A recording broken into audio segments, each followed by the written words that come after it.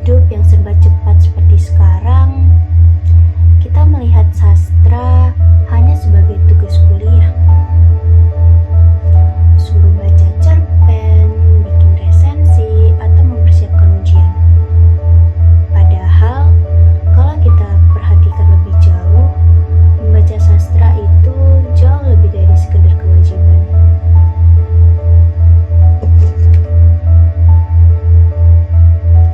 Sastra adalah cara kita memahami dunia dan diri sendiri. Setiap cerita, puisi, atau novel adalah pengalaman manusia yang dikemas lewat kata-kata. Dengan membacanya, kita belajar bagaimana orang lain berpikir, merasakan, dan menghadapi hidupnya. Sejarah sastra Indonesia menunjukkan begitu banyak karya yang lahir dari keberanian dan kejujuran. Dari pantun dan cerita rakyat, ke novel-novel balai pustaka, sampai puisi Chairil Anwar yang penuh emosi. Semua itu bukan hanya catatan zaman, tapi juga catatan cara berpikir orang Indonesia dari masa ke masa. Yang menarik, setiap zaman selalu punya suara sendiri.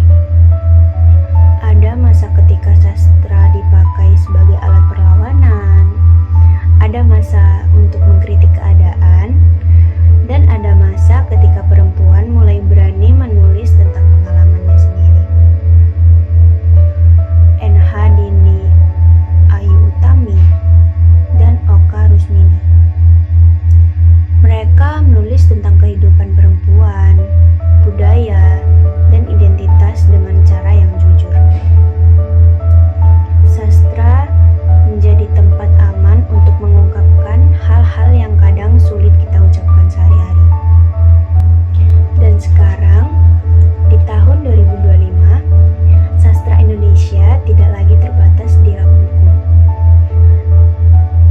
Ia sekarang ada di Instagram, Wattpad, dan platform digital lainnya.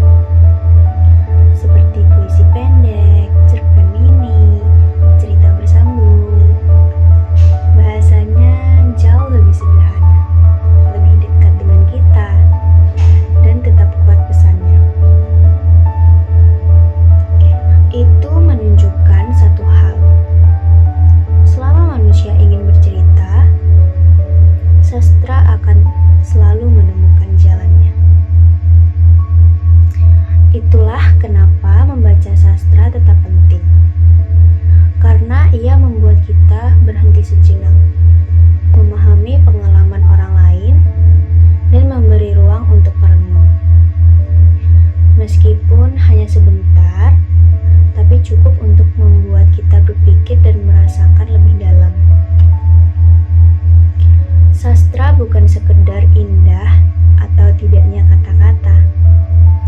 Sastra adalah kemanusiaan. Bagaimana kita melihat dunia, memahami luka, menerima harapan, dan merayakan hidup.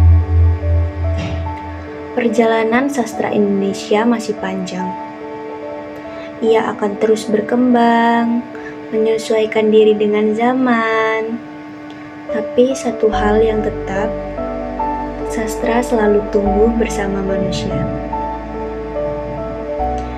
Jadi lain kali, jangan lihat membaca sastra hanya sebagai tugas kuliah. Berikan waktu sebentar untuk benar-benar merasakan cerita itu. Karena disitulah sastra hidup. Dan kita ikut hidup bersamanya.